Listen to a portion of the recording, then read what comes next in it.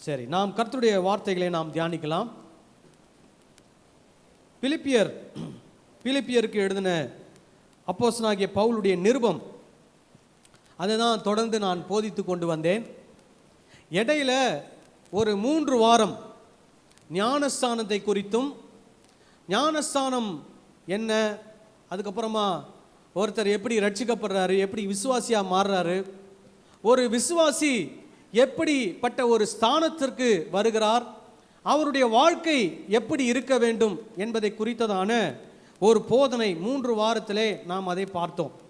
இப்போ மறுபடியும் நாம் பிலிப்பியர் 2ஆம் அதிகாரம் 3, 4, 5 வசனங்களை நாம் வாசித்து பவுலுடைய வாழ்க்கையிலிருந்து சில உதாரணங்களை நாம் பார்க்க போகிறோம். பிலிப்பியர் 2ஆம் அதிகாரத்தை எடுத்துக்கொள்வோம். 3, 4, 5 வசனங்களை நாம் வாசிக்கலாம். ஒன்றையும் வாதினாலாவது வீண் பெருமையினாலாவது செய்யாமல் மனத்தாழ்மையினாலே ஒருவரை ஒருவர் தங்களிலும் மேன்மையானவர்களாக எண்ண கடவீர்கள். அவனவன் தனக்கானவைகளை அல்ல பிறருக்கானவைகளையும் நோக்குவானாக. கிறிஸ்து இயேசுவிலிருந்த சிந்தையே உங்களிலும் இருக்க கடவுது. சரி, இப்போ இந்த ஒரு வசனங்களை பிலிப்பி பட்டணத்தில் இருக்கக்கூடிய விசுவாசிகளுக்கு அப்போஸ்தலனாகிய பவுல் எழுதுகிறார். ஒரு அறிவுரை. என்ன அறிவுரை? ஒன்றையும் வாதினாலாவது வீண் பெருமையினாலாவது செய்யாதிருங்கள். வாது அப்படின்னா என்ன அர்த்தம்னா, அதாவது வாக்குவாதம். வாது அப்படின்னா வாக்குவாதம் அப்படின்னு அர்த்தம். இப்போ ஒரு காரியத்தை நான் செய்ய போறேன், செய்யும்போது அதில் ஒரு வாக்குவாதம் உண்டாகிறது. அப்போ நான் என்ன பண்றேன், அந்த வாக்குவாதத்தை பொருட்படுத்தாமல் நான் செய்வதை செய்வேன் என்று சொல்லி என்ன பண்ணுவது, செய்வது. அதுதான் அதனுடைய அர்த்தம். அப்போ வாக்குவாதம் செய்து எதை என்ன பண்ணக்கூடாது, செய்யக்கூடாது. வீண் பெருமையினாலே எதை என்ன பண்ணக்கூடாது, செய்யக்கூடாது. இப்போ வாக்குவாதம், வீண் பெருமை, இந்த 2 விஷயத்தை நம்ம மனதில் வச்சுக்கோங்க. என்ன பண்ணக்கூடாது, எதை எப்படி செய்யக்கூடாது, எதையும் ஒன்றையும் வாதினாலாவது வீண் பெருமையினாலாவது என்ன பண்ணக்கூடாது, செய்யக்கூடாது. அடுத்தது மனத்தாழ்மையினாலே. மனத்தாழ்மை நமக்கு அவசியம். ஒருவரை ஒருவர் தங்களிலும் மேன்மை உள்ளவர்களாக எண்ண வேண்டும். நமக்குள்ள என்ன இருக்கணும், மனத்தாழ்மை இருக்கணும். ஒருத்தர் எப்படி இருக்கணும், மேன்மை உள்ளவர்களாக எண்ண வேண்டும். நம்ம பொதுவா என்ன நடக்கும்னா, திருச்சபையில நான் பெரிய ஆளு நீங்க சின்ன அப்படின்ற எண்ணம் வரும். ஆனால் சொல்றாரு, நாம் அப்படி எண்ணக்கூடாது. நம்மை தாழ்மை உள்ளவர்களாகவும் மற்றவர்களை மேன்மை உள்ளவர்களாகவும் எண்ண வேண்டும். ஓகே. அடுத்தது அவனவன் தனக்கானவைகளை அல்ல அப்படின்னா என்ன, தனக்கானவைகளை மட்டுமல்ல பிறருக்கானவைகளையும் நோக்குவானாக. அப்படின்னா என்ன அர்த்தம்னா, கிறிஸ்தவம் அப்படின்னாலே சுயநலம் அல்ல, பிறர் நலம். அதுவும் ரொம்ப முக்கியம். இன்னைக்கு நிறைய பேர் நம்ம எந்த நோக்கத்தோடு வாழ்றோம்னா, நான் என்னுடைய குடும்பம் நாங்கள் மட்டும் நல்லா இருந்தா போதும் அப்படின்ற எண்ணத்தோடு வாழ்றாங்க. ஆனால் அப்படி இல்லாமல் நாங்களும் நன்றாக இருக்க வேண்டும், மற்றவர்களும் நன்றாக இருக்க வேண்டும் என்ற எண்ணத்தோடு என்ன பண்ணணும், வாழ வேண்டும். அப்புறம் 5ஆவது வசனம் சொல்றாரு, கிறிஸ்து இயேசுவில் இருந்த சிந்தையே உங்களிலும் இருக்க கடவுது அப்படின்னு சொல்றாரு. ஏன்னா முதல் உதாரணம் யாருடைய உதாரணம்னா, கிறிஸ்துவினுடைய உதாரணம். எப்படி கிறிஸ்து மனத்தாழ்மை உள்ளவராக இருந்தார், எப்படி கிறிஸ்து மற்றவர்களுக்காக வாழ்ந்தார், எப்படி கிறிஸ்து தாழ்மையின் ஒரு வடிவமாக அவர் அநேக காரியங்களை செய்தார் என்று சொல்லி 2ஆம் அதிகாரம் 5ஆம் வசனத்திலிருந்து 11ஆம் வசனம் வரை உள்ள ஒரு பகுதியிலே பவுல் அழகாக ஒரு உதாரணத்தை சொல்றார். கிறிஸ்துவுடைய உதாரணத்தை நம்ம ஏற்கனவே பார்த்துட்டோம். அதுக்கப்புறம் பவுலுடைய உதாரணங்களை நாம் பார்த்து கொண்டு வந்தோம். பவுலுடைய உதாரணம் என்னென்ன உதாரணம் பார்த்தோம். பவுல் இதை போதிக்கிறாரே, அவன் எப்படி தாழ்மை உள்ளவராய் இருந்தார். பவுல் இதை பிலிப்பி பட்டணத்துக்கு எழுதினாரே, அவர் எப்படி மற்றவர்களை தன்னை விட மேன்மை உள்ளவராக எண்ணினார். இதெல்லாம் நம்ம பார்த்தோம். எப்படி பார்த்தோம்னா, பிலிப்பியர் 1ஆம் அதிகாரம் 1ஆம் வசனத்தை நம்ம வாசிப்போமானால் அங்க சொல்றாரு, இயேசு கிறிஸ்துவின் ஊழியக்காரனாகிய பவுல் அப்படின்னு சொல்றார். நான் ஏற்கனவே சொல்லியிருக்கிறேன், அந்த ஊழியக்காரன் அப்படின்ற வார்த்தைக்கு என்னன்னா கொத்தடிமை, பாண்ட் சர்வன்ட் அல்லது பாண்ட் ஸ்லேவ். இப்ப பவுல் தன்னை இயேசு கிறிஸ்துவுடைய அடிமையாக பாவிக்கிறார். இயேசு கிறிஸ்துவுடைய அடிமை மாத்திரம் அல்ல, இயேசு கிறிஸ்துவுடைய ஜனங்களாகிய திருச்சபையாகிய மக்களுக்கு இவர் என்னவா இருக்கிறாரு? ஊழியக்காரர், வேலைக்காரராக இவர் செயல்படுகிறார். அப்படின்னா என்ன சொல்றாரு? சபை பெருசு, நான் யாரு? சிறுசு. நான் இந்த சபைக்கு என்னவா இருக்கிறேன்? வேலைக்காரனாக இருக்கிறேன், இயேசு கிறிஸ்துவுக்கு அடிமையா இருக்கிறேன் அப்படின்னு சொல்றாரு. அதுக்கப்புறம் நீங்க பாத்தீங்கன்னா 3ஆம் வசனத்திலிருந்து 6வது வசனம் வரைக்கும் என்ன சொல்றாருன்னா, உங்கள் அனைவருக்காக நான் விண்ணப்பம் பண்ணுகிறேன், உங்களை நினைக்கிற பொழுதெல்லாம் தேவனை ஸ்தோத்தரிக்கிறேன். அப்ப அவருடைய எண்ணம் எல்லாம் யாருக்காக இருந்தது? ஜெபம். ஜெபம் ஸ்தோத்திரம் யாருக்காக இருந்தது? திருச்சபைக்காக இருந்தது, தனக்காக அல்ல. யாருக்காக? திருச்சபைக்காக அவர் ஜெபம் பண்ணினார். திருச்சபையை நினைக்கும் பொழுதெல்லாம் ஆண்டவருக்கு ஸ்தோத்திரம் பண்ணினார், ஆண்டவருக்கு நன்றி சொன்னார். அதுக்கப்புறம் இன்னொரு 7ஆம் வசனத்திலிருந்து 1ஆம் அதிகாரம் 7ஆம் வசனத்திலிருந்து 8ஆம் வசனம், அந்த பகுதியில நீங்க பாத்தீங்கன்னா, அவங்க மேல அன்பா இருக்கிறேன், உங்களை என் இருதயத்திலே தரித்துக் கொண்டிருக்கிறேன், உங்கள் எல்லார் மேலும் எவ்வளவோ வாஞ்சையா இருக்கிறேன் அப்படின்லாம் சொன்னார். வாஞ்சையா இருக்கிறேன்னா என்ன அர்த்தம்னா, உங்களை நான் எப்போ பார்ப்பேன்னு ஆவலா இருக்கிறேன் அப்படின்னு சொன்னார். அப்ப அந்த பிலிப்பி பட்டணத்து மக்கள் மேல அவர் அவ்வளவு அன்புள்ளவராய் காணப்பட்டார். நல்லா கவனிங்க, பவுல் எங்க இருக்கிறாரு அப்படின்னா, ரோமாபுரியில வீட்டு சிறைச்சாலையில் இருக்கிறாரு. 2 சங்கிலிகளால் கட்டப்பட்டிருக்கிறாரு. அந்த சூழ்நிலையில மக்களை பார்த்து அவர் லெட்டர் எழுதுறாரு. என்ன எழுதுறாரு? உங்களை பார்க்க நான் ஆவலா இருக்கிறேன் அப்படின்னு எழுதுறாரு. வழக்கமா ஜெயில இருக்கிறவங்கள யார் பார்க்க ஆவலா இருப்பாங்க? அவங்க வீட்டார் அல்லது அவங்க சபை மக்கள் எப்ப போய் அவரை போய் பார்க்கலாம்னு ஆவலா இருப்பாங்க. ஆனா பவுல் சொன்னாரு, உங்க இந்த சபை மக்களே, உங்களை நான் பார்க்க எப்படி இருக்கிறேன்? ஆவலாய் வாஞ்சையாய் இருக்கிறேன் அப்படின்னு சொல்றாரு. அப்போ ஜெயில இருந்தாலும் அவருடைய எண்ணம் யார் மேல இருந்தது? திருச்சபை மக்கள் மேல இருந்தது. அதுக்கப்புறம் 1ஆம் அதிகாரம் 14ஆம் வசனத்துல சொல்றாரு, சகோதரரில் அநேகர். இது எங்க நடக்குது? ரோமாபுரியில நடக்குது. ஏன்னா ரோமாபுரியில ஜெயில இருக்கிறாரு. அந்த இடத்துல ரோமாபுரியில இருக்கக்கூடிய சபையில் இருக்கக்கூடிய சகோதரர் அநேகர் என் கட்டுகளாலே கர்த்தருக்குள் திடன் கொண்டு பயமில்லாமல் திருவசனத்தை சொல்லும்படி அதிகமாய் துணிந்திருக்கிறார்கள். பாருங்க, நான் ஜெயில இருக்கிறேன், ஜெயில இருந்துகிட்டே இந்த அளவுக்கு நான் ஊழியர் செய்கிறத இந்த சபை மக்கள், எங்க சபை மக்கள்? ரோமாபுரியில் இருக்கக்கூடிய சபை மக்கள் அதை பார்த்து கேள்விப்பட்டு அநேகர் என்ன ஆயிட்டாங்கன்னா, தைரியம் ஆயிட்டாங்க, திடன் கொண்டு விட்டார்கள். பயம் போய்விட்டது. எதற்கு? திருவசனத்தை சொல்வதற்கு பயம் இருந்தது. அந்த பயம் அவர்களை விட்டு போய்விட்டது. அவர்கள் இப்பொழுது திருவசனத்தை சொல்வதற்கு அதிகமாய் துணிந்து செயல்படுகிறார்கள். அதற்கு நான் ஒரு உதாரணமாக அவர்களுக்கு இருந்திருக்கிறேன் அப்படின்னு சொல்றார். சுவிசேஷத்தை சொல்வதற்கு நல்ல உதாரணமாக இருந்தார். அதுக்கப்புறம் 1ஆம் அதிகாரம் 20லிருந்து 24 வசனத்துல சொல்றாரு,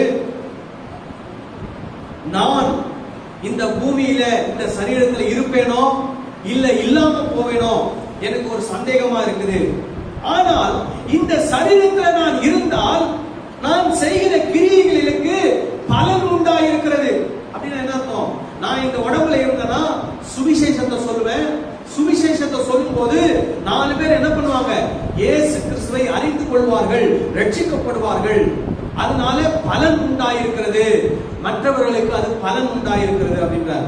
அப்புறம் 23ஆம் வசனத்துல சொல்றாரு, ஏனெனில் இவ்விரண்டினாலும் நான் நெருக்கப்படுகிறேன், தேகத்தை விட்டு பிரிந்து கிறிஸ்துவுடனே கூட இருக்க எனக்கு ஆசை உண்டு, அது அதிக நன்மையாயிருக்கும். அப்படி இருந்தும் நான் சரீரத்தில் தரித்திருப்பது உங்களுக்கு அதிக அவசியம் அப்படின்றார். அவர் சொல்றாரு, நான் உயிரோடு இருக்கிறது எனக்கு அவசியம் சொல்லல, நான் உயிரோடு இருக்கிறது பிலிப்பி பட்டணத்தில் இருக்கிற திருச்சபை மக்களுக்கு அவசியம் அப்படின்னு சொல்றாரு. அவன் பாருங்க, அவர் உயிரோடு இருந்தாலும் யாருக்கு பிரயோஜனமா இருக்கணும்னு விரும்புறாரு? தேவ ராஜ்யத்திற்கும் சபை மக்களுக்கும் பிரயோஜனமாக இருக்க வேண்டும் என்று பவுல் விரும்புகிறார். அப்போ இதுதான் அவருடைய வாழ்க்கையிலிருந்து சபை மக்களுக்கு கற்றுக் கொடுக்கிறாரு. அவனவன் தனக்கானவைகளை மட்டுமல்ல பிறனுக்கானவைகளையும் என்ன பண்ணுவானாக, நோக்குவானாக அப்படின்னு சொல்லி கற்றுக் கொடுக்கிறார். அப்புறம் சொல்றாரு, உங்களுடைய மகிழ்ச்சி கிறிஸ்துவுக்குள் பெருகும்படி உங்களுடைய விசுவாசத்தினுடைய வளர்ச்சி சந்தோஷத்தை நான் பார்க்க வேண்டும், அதற்காக நான் பிழைக்க வேண்டும், உங்கள் எல்லாரோடு கூட நான் இருந்து அந்த விசுவாசத்தின் வளர்ச்சியை பார்த்து நான் மகிழ்ச்சி அடைய வேண்டும் என்று சொல்லி 25-26 வசனத்துல சொல்றார். இதெல்லாம் சொல்லி நான் கொண்டு வந்து முடிச்சேன். இப்போ தொடர்ந்து அவங்களுடைய வாழ்க்கையிலிருந்து அதே பிலிப்பியர்ல இருந்து நம்ம பார்க்க போறோம். இப்போ 1ஆம் அதிகாரம் 29-30 வசனங்களை வாசிங்க. கிறிஸ்துவினிடத்தில் விசுவாசிக்கிறதற்கு மாத்திரமல்ல அவர் நிமித்தமாக பாடுபடுகிறதற்கும் உங்களுக்கு அருளப்பட்டிருக்கிறது. நீங்கள் என்னிடத்திலே கண்டதும் எனக்கு உண்டென்று இப்பொழுது கேள்விப்படுகிறதுமான போராட்டமே உங்களுக்கும் உண்டு அப்படின்னு சொல்றார். இப்ப நீங்க பாத்தீங்கன்னா ஒரு நல்ல தகப்பன், ஒரு நல்ல குரு என்ன கற்றுக் கொடுப்பார் அப்படின்னா, வாழ்க்கையில் இருக்கக்கூடிய நன்மைகளையும் தீமைகளையும் கற்றுக் கொடுப்பார். கரெக்டா? வெறும் நல்லது மாத்திரமே நம்ம கற்றுக் கொடுத்தால் திடீர்னு பிள்ளைகள் ஒரு எதிர்வினைகளை சந்திக்கும் போது அவங்களால என்ன பண்ண முடியாது, வாழ்க்கையிலே அவங்க அந்த போராட்டத்தை தாங்கிக் கொள்ள முடியாது. அப்போ நாம வாழ்க்கையினுடைய மேடு பள்ளம், உயர்வு தாழ்வு, இன்பம் துன்பம், மகிழ்ச்சி துக்கம் எல்லாத்தையும் நம்ம என்ன பண்ணணும், நம்முடைய பிள்ளைகளுக்கு நாம் கற்றுக் கொடுக்க வேண்டும், போதிக்க வேண்டும். அது போலதான் பவுலும் போதிக்கிறார். என்ன, கிறிஸ்துவ மூலமா வர்ற ஆசீர்வாதம் மட்டும் இல்ல, கிறிஸ்துவுக்காக என்ன பண்ணணும், பாடுபடுவதும் உங்களுக்கு என்ன பண்ணப்பட்டிருக்கிறது, அருளப்பட்டிருக்கிறது. அல்லேலூயா. கிறிஸ்துவை விசுவாசித்ததனால் என்ன ஆசீர்வாதம் கிடைத்தது? நித்திய ஜீவன் என்ற ஆசீர்வாதம் கிடைத்திருக்கிறது. பாவ மன்னிப்பு என்ற ஆசீர்வாதம் கிடைத்திருக்கிறது. நம்முடைய வியாதிகள் சுகப்படுகிறது, அதனுடைய ஆசீர்வாதம் நமக்கு கிடைத்திருக்கிறது. இப்படி பலவிதமான நன்மைகள் ஆசீர்வாதங்களை கிறிஸ்துவை விசுவாசத்தின் மூலமாய் நம்ம என்ன பண்ணிருக்கிறோம், பெற்றிருக்கிறோம். அது மட்டுமல்ல, ஆசீர்வாதத்தை பெற்றுக் கொள்வது மாத்திரமல்ல, கிறிஸ்துவுக்காக நீங்கள் என்ன பண்ண வேண்டும், பாடுபடவும் நீங்கள் தைரியமாய் இருக்க வேண்டும் என்று போதிக்கிறார். அல்லேலூயா. அதுக்கு அவர் வாழ்க்கையை தான் சொல்றார். நீங்க என் வாழ்க்கையில பார்த்திருக்கிறீங்க, இப்போ என் வாழ்க்கையில நீங்க நான் படுகிற பாடுகளை குறித்து கேள்விப்படுறீங்க. இதே மாதிரியான பாடுகள் தான் உங்களுக்கும் என்ன வரும், உண்டு என்று சொல்றார். நீங்க இன்னைக்கு வரக்கூடிய கிறிஸ்தவர்களுக்கு வரக்கூடிய பாடுகள் என்ன, திடீர்னு சர்ச்சை வந்து என்ன பண்ணிடுறாங்க, உடைச்சிடுறாங்க. திடீர்னு போய் சுவிசேஷத்தை சொன்னா என்ன பண்றாங்க, தெருவில் வச்சு அவங்கள அடிக்கிறாங்க. பைபிள் எல்லாம் வாங்கி என்ன பண்றாங்க, கிழிச்சு போடுறாங்க. அந்த டிராக்ஸ் எல்லாம் வாங்கி என்ன பண்றாங்க, கிழிச்சு போடுறாங்க. கிறிஸ்தவங்க நெத்தியில என்ன பண்றாங்க, சில விஷயங்கள் எல்லாம் பட்டை போட்டு விடுறாங்க. அது இதெல்லாம் என்னென்ன பண்றாங்க, எவ்வளவு உபத்திரவங்கள் நடக்கிறது. ஆனா 1ஆம் நூற்றாண்டிலே கிறிஸ்தவர்களுக்கு ஏற்பட்ட அந்த உபத்திரவத்தை கம்பேர் பண்ணி பாத்தீங்கன்னா இதெல்லாம் ஒண்ணுமே இல்லை. 1ஆம் நூற்றாண்டிலே கிறிஸ்தவர்களுக்கு பவுல் வாழ்ந்த காலத்திலே இந்த பேதுரு, பிலிப்பு, தோமா, இந்த மாதிரி இயேசு கிறிஸ்துவின் சீஷர்கள் வாழ்ந்த 1ஆம் நூற்றாண்டு, அந்த காலத்துல ரோமாபுரி என்ன பண்ணதுன்னா கிறிஸ்தவர்களை உபத்திரவப்படுத்தினது. யூதர்கள் கிறிஸ்தவர்களை உபத்திரவப்படுத்தினார்கள். பயங்கரமான உபத்திரவம். எப்போ என்ன நடக்குனே தெரியாது, அடுத்த நிமிஷம் என்ன நடக்குனே தெரியாது. அந்த மாதிரியான பயங்கரமான நடுக்கத்திலும் பயத்திலும் கிறிஸ்தவர்கள் வாழ்ந்து கொண்டிருந்தார்கள். ஆனால் அதன் மத்தியிலும் தைரியமாய் சுவிசேஷத்தை அறிவித்தார்கள். ஆமென் சொல்லலாமா? அல்லேலூயா. இப்போ நம்ம சந்திக்கிறதெல்லாம் ஒரு சாதாரண விஷயம் தான். இதெல்லாம் அவங்க அந்த காலத்துல இந்த காலத்தை கம்பேர் பண்ணி பார்த்தீங்கன்னா இதெல்லாம் ஒரு 5% இல்ல 3% சொல்லலாம். அவங்க 100% உபத்திரவத்தை அனுபவித்தார்கள். எத்தனையோ பேர் உயிரோடு எரிக்கப்பட்டார்கள். எத்தனையோ பேருடைய கழுத்து வெட்டப்பட்டது. எத்தனையோ பேர் சிறைச்சாலையிலே அவர்கள் அடைக்கப்பட்டு சிறைச்சாலையிலே மரித்து போனார்கள். எத்தனையோ பேர் மிருகங்களுக்கு இரையாக ஒப்புக் கொடுக்கப்பட்டார்கள். ரோமாபுரியில ஒரு பெரிய விளையாட்டு அரங்கம் இருக்கும். அதுல கிறிஸ்தவர்களை கொண்டு போய் உள்ள போட்டுருவாங்க. போட்டுட்டு சிங்கத்தையும் புலியையும் என்ன பண்ணிடுவாங்க, திறந்து விட்டுருவாங்க. அதுக்கு முன்னாடி சிங்கத்துக்கும் புலிக்கும் 1 வாரம் 2 வாரம் என்ன பண்ண மாட்டாங்க, சாப்பாடு போட மாட்டாங்க. சிங்கமும் புலியும் எப்படி இருக்கும், பசியில இருக்கும். கிறிஸ்தவர்கள் எல்லாம் தூக்கி அங்க போட்டுட்டு சிங்கம் புலியெல்லாம் என்ன பண்ணிடுவாங்க, திறந்து விட்டுருவாங்க. சிங்கம் புலியெல்லாம் வந்து என்ன பண்ணும், அவங்களை அப்படியே கடிச்சு கொதறி சாப்பிடும். இதை பார்த்து எல்லாரும் என்ன பண்ணுவாங்க, ஒரே கை தட்டி ஒரே கும்மாரம் அடிப்பாங்க. அந்த மாதிரிலாம் நடந்து இருக்கிறது. அதே மாதிரி போர் வீரர்கள் கிட்ட போய் என்ன பண்ணணும், சண்டை போடணும். போர் வீரர்கள் என்ன பண்ணுவாங்க, அவங்கள குத்துவாங்க, ஈட்டில குத்துவாங்க, கத்தியில வெட்டுவாங்க. இந்த மாதிரி எல்லாம் கிறிஸ்தவர்கள் என்ன பண்ண மாட்டாங்க, ஒடுக்கப்பட்டார்கள், அழிக்கப்பட்டார்கள், கொல்லப்பட்டார்கள். அதனால பவுல் என்ன சொல்றாரு, நீ கொல்லப்பட்டாலும் நீ எங்க இருப்ப, கிறிஸ்துவோடு கூட நீ நித்தியத்தை அனுபவிப்பாய். அதனால விசுவாசிக்கிறதுக்கு மாத்திரம் உனக்கு என்ன பண்ணப்படல, உனக்கு கொடுக்கப்படவில்லை. இயேசு கிறிஸ்துவுக்காக பாடுகளை அனுபவிக்கும் உங்களுக்கு என்ன பண்ணப்பட்டிருக்கிறது, அருளப்பட்டிருக்கிறது. அவர் வந்து அவருடைய வாழ்க்கையில் நடந்ததை என்ன பண்றாரு, அப்படியே ஓப்பனா அவங்களுக்கு போதிக்கிறார். எதுக்குன்னா அவங்க நாளைக்கு சொல்லிடக்கூடாது.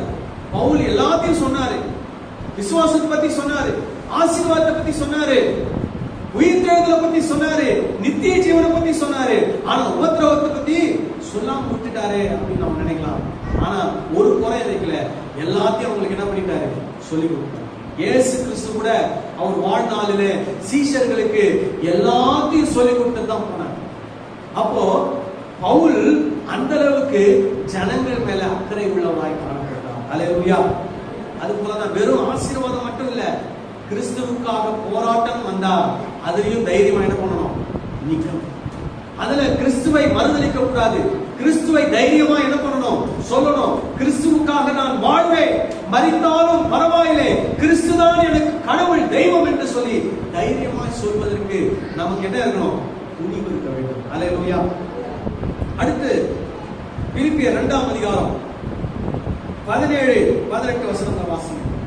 மேலும் உங்கள் விசுவாசமாகிய பலியின் மேல் ஊழியத்தின் மேலும் நான் வார்க்கப்பட்டு போனாலும்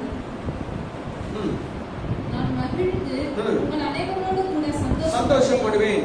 இது நிமித்தம் நீங்களும் மகிழ்ந்து என்னோட கூட சந்தோஷப்படுங்க. இப்ப இங்க சொல்றாரு, நான் உங்கள் விசுவாசமாகிய பலியின் மேலும் ஊழியத்தின் மேலும் நான் வார்க்கப்பட்டு போனாலும். அப்படின்னா என்ன அர்த்தம் அப்படின்னா, என்னுடைய வாழ்க்கையே உங்களுக்காக நான் என்ன பண்ணியிருக்கிறேன், செலவு பண்ணியிருக்கிறேன் அப்படின்னா, என்னுடைய கடைசி உயிர் வரைக்கும் உங்களுக்காகவே என்னுடைய வாழ்க்கையை நான் வாழ்ந்திருக்கிறேன் அப்படின்னு சொல்ல.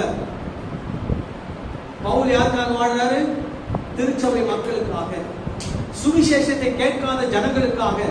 இயேசு கிறிஸ்து யாருக்காக இந்த உலகத்துக்கு வந்து வாழ்ந்தாரு, மரித்தாரு, நமக்காக. அல்லேலூயா. அப்போ இயேசு கிறிஸ்து என்ன செய்தார், அதுதான் பவுல் என்ன பண்றாரு, செய்யறாரு. சொல்றாரு, நான் உங்களுக்காக, உங்களுடைய விசுவாசத்திற்காக, ஊழியத்தின் மேலே நான் வார்க்கப்பட்டு போனாலும், என்னுடைய வாழ்க்கை இதிலேயே முடிஞ்சு போனாலும் நான் மகிழ்ந்து உங்கள் அனைவரோடு கூட சந்தோஷப்படுவேன். இது நிமித்தம் நீங்களும் மகிழ்ந்து என்னோடு கூட சந்தோஷப்படுங்கள் என்று சொல்கிறார். அல்லேலூயா. அப்போ நம்முடைய வாழ்க்கை இன்னைக்கு இந்த உலகத்துல நீங்க எடுத்துக்கிட்டீங்கன்னா, ஒரு மரத்தை எடுத்துக்கோங்க, தென்னை மரத்தை எடுத்துக்கோங்க. தென்னை மரம் யாருக்கு பிரயோஜனமா இருக்குது சொல்லுங்க. மனிதர்களுக்கு, பறவைகளுக்கு, எல்லாருக்கும் என்னவா இருக்குது, பிரயோஜனமா இருக்கு. தென்னை மரத்துல இருந்து என்ன எடுக்கலாம், இளநீர் குடிக்கலாம், தேங்காய் எடுக்கலாம், தேங்காய் எண்ணெய் எடுக்கலாம். தென்னை ஓலையில என்ன பண்ணலாம், தொடப்பத்தை செய்யலாம். அதுக்கப்புறம் வீடு கட்டுவதற்கு ஓலை குடிசை செய்வதற்கு என்ன பண்ணலாம், தென்னை ஓலையை நம்ம பயன்படுத்தலாம். அதுக்கப்புறம் தென்னை மட்டை கூடைகள் செய்வதற்கு என்ன பண்ணுகிறது, தென்னை மட்டைகள் பயன்படுகிறது. அப்புறம் தென்னை மரத்தினுடைய இதை என்ன பண்றாங்க, வீடு கட்டுவதற்கு என்ன பண்றாங்க, பயன்படுத்துகிறாங்க. இந்த மாதிரி தென்னையை எடுத்தீங்கன்னா அதனுடைய உச்சத்தலைது வேறு வரைக்கும் என்ன பண்றோம், மனிதர்களுக்கு பிரயோஜனமாகும். ஒரு பசுமாடு எடுத்துக்கிட்டோம்னா கூட அந்த பசுமாடுடைய கொம்பு, தோல், சதை, பால் எல்லாமே நாங்கள் மனிதர்களுக்கு பிரயோஜனமாக இருக்கிறது. அதெல்லாம் பல விதங்கள்ல என்ன பண்றாங்க, பயன்படுத்துகிறார்கள். அதே மாதிரி நீங்க மனிதர்களை எடுத்துக்கொண்டீர்களா, நாம எந்த அளவுக்கு மற்றவர்களுக்கு பயனுள்ளவர்களாய் நாம் இருக்கிறோம் யோசிப்பா. ஆனா மனிதர்களுக்குள்ள இருக்கக்கூடிய பொதுவான ஒரு சுபாவம் என்னன்னா சுயநலம். நான் நான் நான் என்ற நலம். நான் நல்லா இருக்கணும், நான் நல்லா இருக்கணும், என் குடும்பம் நல்லா இருக்கணும், என்னது எது நல்லா இருக்கணும், என்னது என்னது என்னதுன்றது. ஆனால் அந்த சுபாவத்தை கிறிஸ்து மூலமாக நாம் மாற்ற வேண்டும். எப்படி மாற்றணும்னா, நானும் நல்லா இருக்கணும், மற்றவங்களும் நல்லா இருக்கணும். நானும் நல்லா இருக்கணும், திருச்சபையில் இருக்கிறவங்க நல்லா இருக்கணும். நானும் நல்லா இருக்கணும், மற்ற எங்க திருச்சபையில் இருக்கிறவங்க நல்லா இருக்கணும், மற்ற திருச்சபையில் இருக்கிறவங்களும் நல்லா இருக்கணும். மற்ற பிறர் நலன், இது ஏற்கனவே நிறைய வாட்டி நான் சொல்லியிருக்கிறேன். அதுதான் கிறிஸ்தவத்துக்குள்ள இருக்கக்கூடிய ஒரு முக்கியமான சுபாவமாக இருக்கணும். அதனாலதான் பவுல் சொல்றாரு, அவனவன் தனக்கானவைகளே அல்ல பிறருக்கானவைகளையும் நோக்குவானாக என்று சொல்கிறார். இன்னொரு இடத்துல பார்க்கலாம், பிலிப்பியர் 2ஆம் அதிகாரம் 25 25வது வசனத்தை மட்டும் வாசிங்க. என் சகோதரனும் உடன் வேலையாலும் உடன் சேவகனும் என் குறைச்சலுக்கு உதவி செய்தவனுமான எப்பாப்பிரோதீத்துவை உங்களிடத்தில் அனுப்ப வேண்டும் என்று எண்ணினேன். இப்ப இங்க கவனிங்க, எப்பாப்பிரோதீத்து அப்படின்ற ஒரு சகோதரன். இவர் யார் அப்படின்னா, பிலிப்பி பட்டணத்தில் இருக்கக்கூடிய ஒரு விசுவாசி. அந்த பிலிப்பி பட்டணத்தில் ஒரு தலைவராக அல்லது அந்த சபைக்கு உதவி செய்யக்கூடிய ஒரு நபராக அவர் காணப்படுகிறார். இப்ப பவுல் ஜெயில இருக்கிறத கேள்விப்பட்டுட்டு பிலிப்பி பட்டணத்தில் இருக்கக்கூடிய விசுவாசிகள் எல்லாம் கூடி, நம்ம கொஞ்சம் பணமும் சாப்பாடு பொருள் துணி எல்லாம் என்ன பண்ணுவோம், பவுலுக்கு அனுப்பி வைப்போம். இதை யார் கொண்டு போய் கொடுப்பா அப்படின்னு ஒருத்தர் சொல்றாரு, எப்பாப்பிரோதீத்து இருக்கிறார்ப்பா, அவர்கிட்ட என்ன பண்ணுங்க, கொடுத்து அனுப்புங்க அப்படின்றாரு. உடனே எப்பாப்பிரோதீத்து என்ன பண்றாரு, அதெல்லாம் வாங்கிக்கிட்டு பவுலுக்கு வந்து தேடி வந்து என்ன பண்றாரு, பவுலை பார்த்து இந்த பொருள் எல்லாம் கொடுக்கிறார். இது நீங்க 3ஆம் அதிகாரம் 4ஆம் அதிகாரத்துல எல்லாம் நீங்க அதை பத்தி வாசிக்கலாம். இப்போ அதை கொண்டு வந்து கொடுத்துட்டு பவுல் கூட கொஞ்ச நாள் இருக்கிறாரு. பவுல் என்ன பண்றாரு, மறுபடியும் எப்பாப்பிரோதீத்து போகும்போது அவர் கையில ஒரு லெட்டர் எழுதி அனுப்புறாரு. இப்போ இந்த எப்பாப்பிரோதீத்து யார் அப்படின்னா, அந்த பிலிப்பி பட்டணத்தில் இருக்கக்கூடிய ஒரு நபர். அவர் ஆண்டவருடைய ஊழியத்து நிமித்தம் திருச்சபை கொடுத்திருக்கக்கூடிய பொருட்கள், துணிமணிகள், உணவுப் பொருட்கள், பணம் எல்லாத்தையும் கொண்டு வந்து பவுல் கிட்ட கொடுக்கிறார். ஆனா அவரை பவுல் எப்படி சொல்றாரு பாருங்க, என்ன சொல்றாருன்னா, என் சகோதரன் அப்படின்றார் முதலாவது.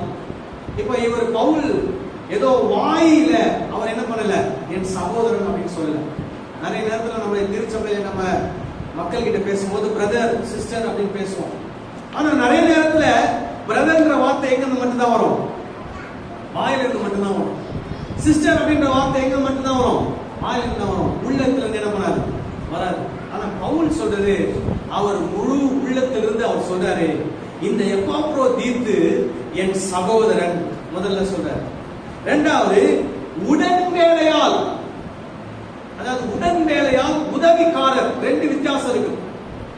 உடன் வேலையால் என்ன அர்த்தம், நானும் அவரும் சமம் அப்படின்னு அர்த்தம்.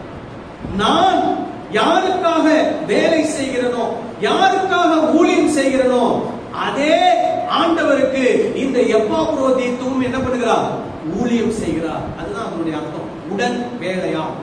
அதுக்கப்புறம் உடன் சேவகன், உடன் சேவகன். நல்லா கவனிங்க, பவுல் தன்னை மேன்மை உள்ளவராகவும் எப்பாப்பிரோதீத்துவை தாழ்மை உள்ளவராகவும் என்ன பண்ணவில்லை, காண்பிக்கவில்லை. இங்க பவுல் சொன்னது போல அவனவன், இங்க என்ன சொல்றாரு அந்த வசனத்துல, நம்ம மறுபடியும் உங்களுக்கு ஞாபகப்படுற, மனத்தாழ்மையினாலே ஒருவரை ஒருவர் தங்களிலும் மேன்மை உள்ளவர்களாக எண்ண கடவீர்கள். தன்னை விட மற்றவங்களை என்ன பண்ணுமா? மேன்மை உள்ளவர்களாக எண்ண வேண்டும். அதுதான் இங்க பவுல் சுட்டி காட்டுறாரு. தன்னுடைய வாழ்க்கையின் மூலமா சொல்றாரு. என்ன சொல்றாரு? என் சகோதரன், என் உடன் வேலையாள், என் உடன் சேவகன் எப்பாப்ரோதீத்து என்னை விட தாழ்ந்தவன் அல்ல, எனக்கு சமமானவன், என்னோட மேன்மையானவன் என்று சொல்லி அதை பிலிப்பி பட்டணத்தில் இருக்கக்கூடிய விசுவாசிகளுக்கு வெளிப்படுத்தி காண்பிக்கிறார். அடுத்தது 3ஆம் அதிகாரம் 3-4 வசனங்களை வாசிக்கலாம். ஏனெனில் மாம்சத்தின் மேல் நம்பிக்கையாயிராமல் ஆவியினாலே தேவனுக்கு ஆராதனை செய்து கிறிஸ்து இயேசுவுக்குள் மேன்மை பாராட்டுகிற நாமே விருத்த சேதனம் உள்ளவர்கள். மாம்சத்தின் மேல் நம்பிக்கை வைக்க வேண்டுமானால் நானும் வைக்கலாம்.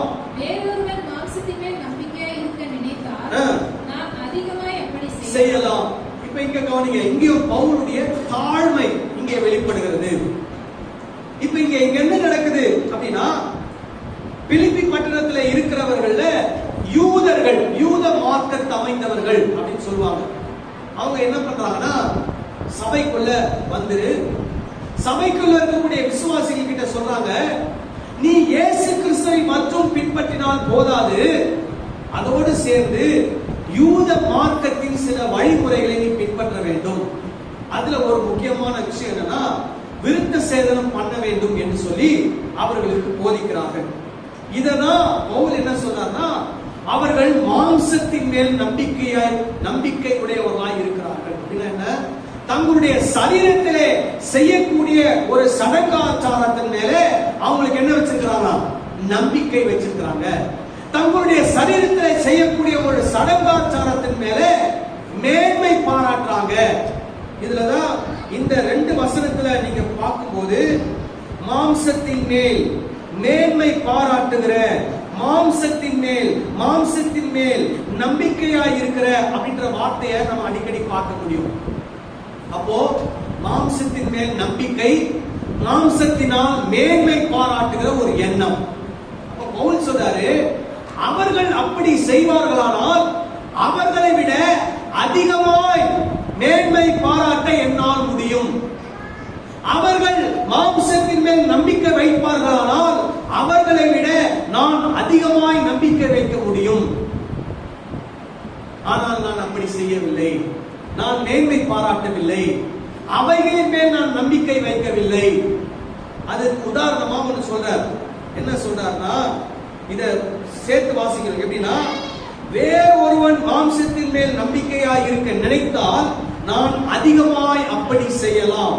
ஏனென்றால் 5-6 வாசிங்க.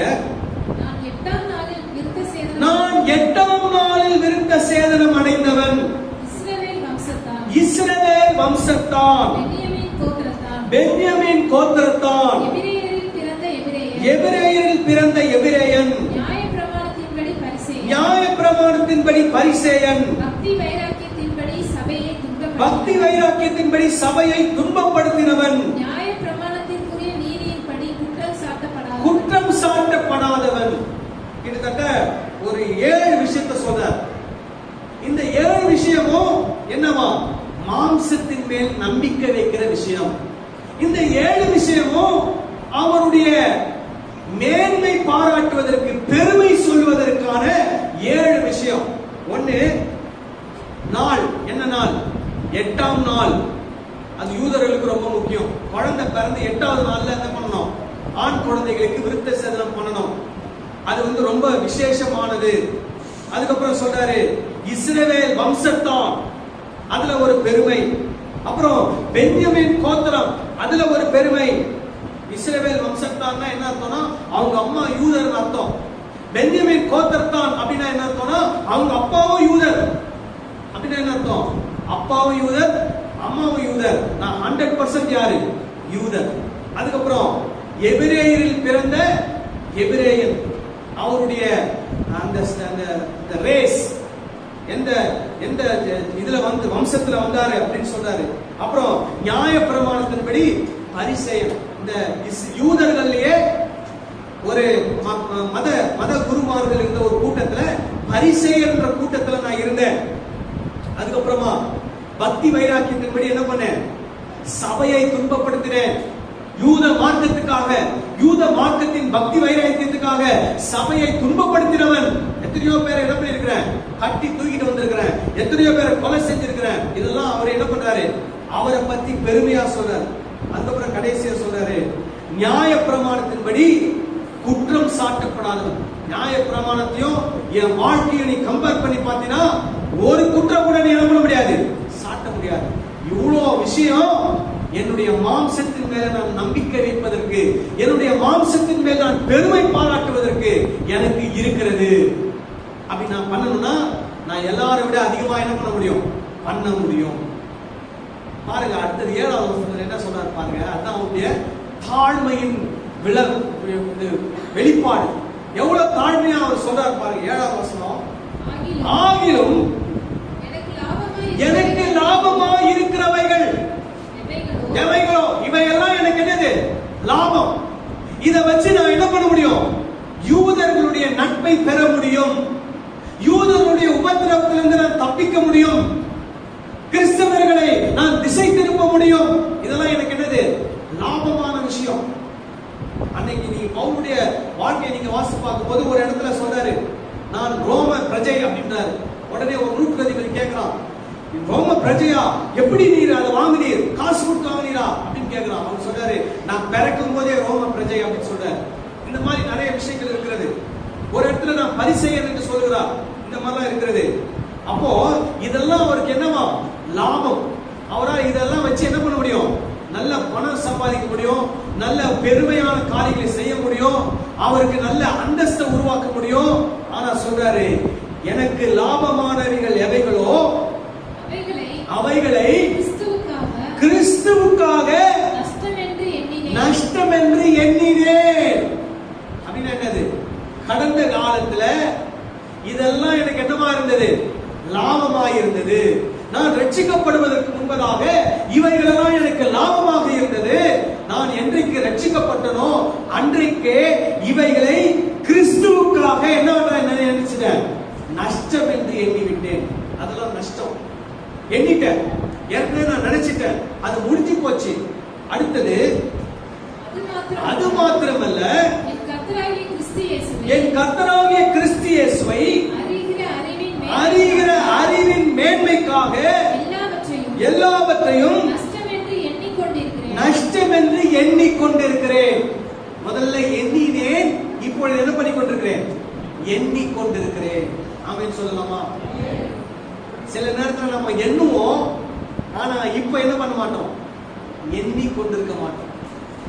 இப்ப மறுபடியும் என்ன வந்துடும், அந்த பழைய மேன்மை, அந்த பழைய லாபம் எல்லாம் என்ன பண்ணிடும், நமக்குள்ள வந்துடும். இன்னைக்கு நிறைய கிறிஸ்தவத்துல எதெல்லாம் வச்சு மேன்மை பாராட்டுறாங்க தெரியுமா? நாள், அமாவாசை, பௌர்ணமி, கிருத்திகை, செவ்வாய், வெள்ளி, இரவு ஜபம், எழுப்புதல் ஜபம், இதெல்லாம் வச்சு என்னது, மேன்மை பாராட்டு. அப்புறம் பாத்தீங்கன்னா நாங்க ஏஜி, நாங்க ஐபிசி, நாங்க சிஎஸ்ஐ, நாங்க ஏஎஃப்டி, நாங்க சர்ச் ஆஃப் கிரைஸ்ட், நாங்க சிபிஎம், இதெல்லாம் சொல்லி என்ன பண்றது, மேன்மை பாராட்டு.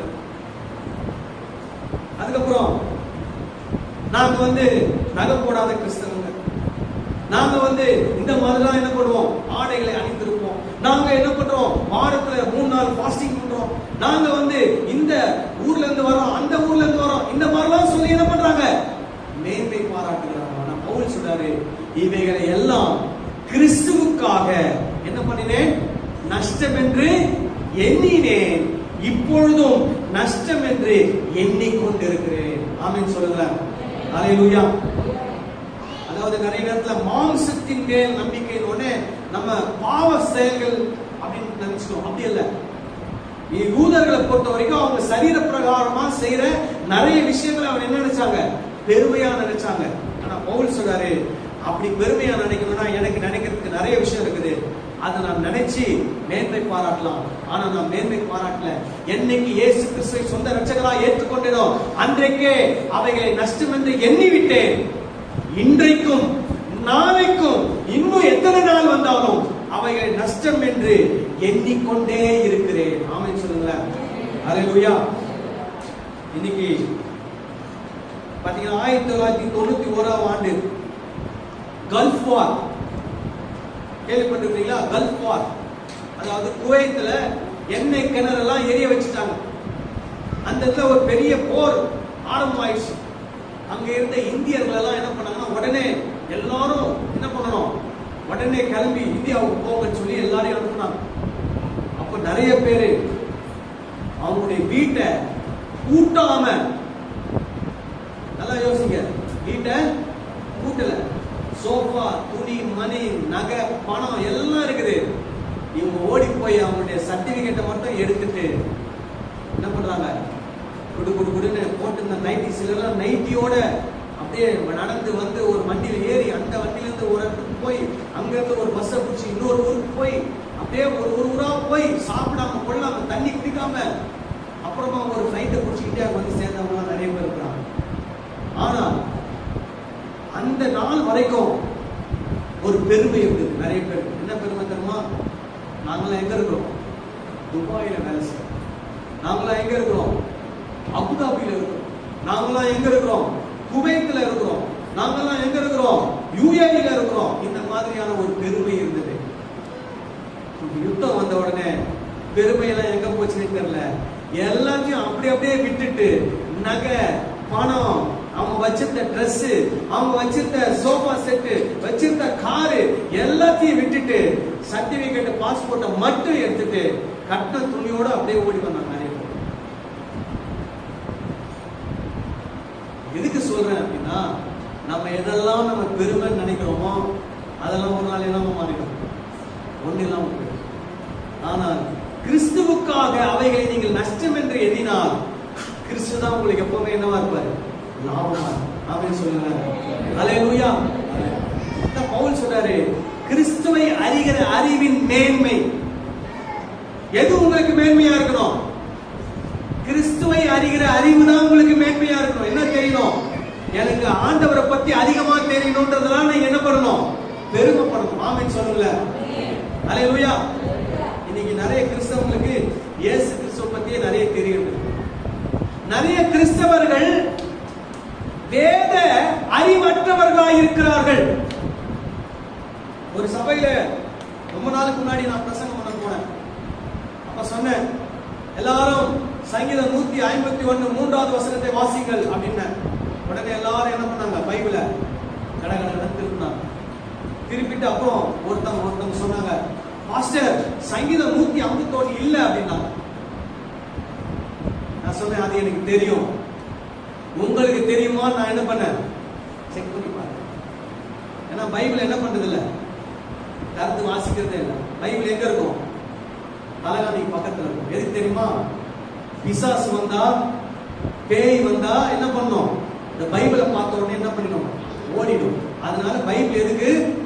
பிசாசு துரத்துறது, படிக்கிறதுக்கு இல்லை. பைபிள் எதுக்கு கொடுத்துருக்கிற ஆண்டவர்? படிக்கிறது. ஆமென் சொல்லுங்க. அல்லேலூயா. வேதத்தை படிக்கணும். இயேசுவை அறிகிற அறிவிலே நீங்க என்ன பண்ணணும்? வளரணும். அதுலதான் நீங்க என்ன பண்ணணுமா? மேன்மை பாராட்டணும். எனக்கு இயேசுவை பத்தி இவ்வளவு தெரியும், இயேசுவை பத்தி அவ்வளவு தெரியும், இயேசு இப்படி செஞ்சாரு, இயேசு அப்படி செஞ்சாரு, இயேசு இப்படி, இயேசு அப்படி, எனக்கு அதிகமா தெரியும் இயேசுவை பத்தி. அதுலதான் நம்ம பெருமை பாராட்டணும். ஆமென் சொல்லுங்க. அல்லேலூயா. அதான் பவுல் சொல்றாரு, கிறிஸ்து இயேசுவை அறிகிற அறிவின் மேன்மைக்காக எல்லாவற்றையும் நஷ்டம் என்று எண்ணிக்கொண்டிருக்கிறேன். அல்லேலூயா. பவுல் அவருடைய தாட்டை பாருங்க. அவருக்கு பெருமை பேசணும்னா எவ்வளவு விஷயம் இருக்குது, அவருக்கு லாபம் சம்பாதிக்கணும்னா எவ்வளவு விஷயம் இருக்குது. ஆனா பெருமை, லாபம், நம்பிக்கை எல்லாத்தையும் என்ன பண்ணிட்டாராம்? நஷ்டம் என்று விட்டுட்டு இயேசு கிறிஸ்து ஒருவரே நான் என்ன பண்ணணும்? அறிந்து கொள்ள வேண்டும். அல்லேலூயா. இன்னைக்கு நம்ம அதுக்கு முயற்சி எடுக்கிறோமா? அதுக்கு முயற்சி எடுக்கிறோம். முயற்சி எடுக்கிறதுக்கு ஒரு அறிகுறி என்ன தெரியுமா? பைபிள் ஸ்டடிக்கு வரணும். எதுக்கு வரணும்? பைபிள் கொண்டு என்ன பண்ண முடியும்? இன்னும் நிறைய தெரிஞ்சுக்க முடியும். இல்ல பைபிளாவது என்ன பண்ணணும்? டெய்லி வாசிக்கணும். மத்தேயு, மார்க்கு, லூக்கா, யோவான் இத 4 மட்டும் நல்லா தொடர்ந்து வாசிட்டே இருங்க. வேற எதையும் வாசிக்காதீங்க. மத்தேயு, மார்க்கு, லூக்கா, யோவான் இந்த 4 இயேசுவை பத்தி இருக்குது. இயேசு என்ன போதித்தார் இருக்குது. உங்களுக்கு இருக்கக்கூடிய கொஞ்சம் அறிவை வச்சு என்ன பண்ணுங்க? எழுத்து கூட்டி படிங்க. இல்ல இன்னைக்கு போன்ல ஆடியோ பைபிள் இருக்குது. அந்த ஆடியோ பைபிள் போட்டு என்ன பண்ணுங்க? காதுல கேளுங்க. கேட்டு இயேசுவை பற்றி தெரிந்து கொள்ளுங்க. ஹல்லேலூயா. இயேசுவை பத்தி நீங்க தெரிஞ்சுக்க உங்க வாழ்க்கையில் இருக்கக்கூடிய தேவையில்லாத காரியங்கள் உங்களை விட்டு என்ன பண்ணிடும்? ஆட்டோமேட்டிக்கா போயிடும். ஆமென் சொல்லுங்களேன். இப்ப திடீர்னு கரண்ட் கட் ஆயிடுது. கரண்ட் கட் ஆகிறோன்னே என்ன பண்றோம்? உடனே ஒரு லைட் என்ன பண்றோம்? ஏத்துறோம். லைட் ஏத்துற உடனே என்ன ஆகுது? இருட்டு போயிடும். ஆமென் சொல்லலாமா? லைட் வந்தாதான் என்ன போகும்? இருட்டு. அதே மாதிரி இயேசு வந்தாதான் உங்க வாழ்க்கையில் இருக்கக்கூடிய இருட்டுலாம் என்ன பண்ணும்? உங்களை விட்டு போகும். ஆமென் சொல்லலாமா? அப்போ பவுல் அவருடைய வாழ்க்கையில தாழ்மையை இந்த ஒரு பகுதியில என்ன பண்றாரு? வெளிப்படுறாரு. நான் மேன்மை பாராட்டது இல்லைங்க, மாம்சத்து மேல நம்பிக்கை வைக்கிறது இல்லைங்க. அப்படி வைக்கணும்னு நினைச்சா நான் நிறைய விஷயங்கள்ல என்ன பண்ணலாம்? மேன்மை பாராட்டலாம், நம்பிக்கை வைக்கலாம். ஆனா நான் கிறிஸ்துவை அறிகிற அறிவின் மேன்மைக்காக எல்லாத்தையும் எப்படி நினைக்கிறேன்? நஷ்டம் என்று நான் எண்ணுகிறேன், குப்பையாக எண்ணுகிறேன். அதை எண்ணினேன், இப்பொழுது என்ன பண்ணி கொண்டிருக்கிறேன்? எண்ணிக்கொண்டிருக்கிறேன். ஹல்லேலூயா. நம்மளால் கண்களை மூடி நாம் ஜெபம் செய்வோம்.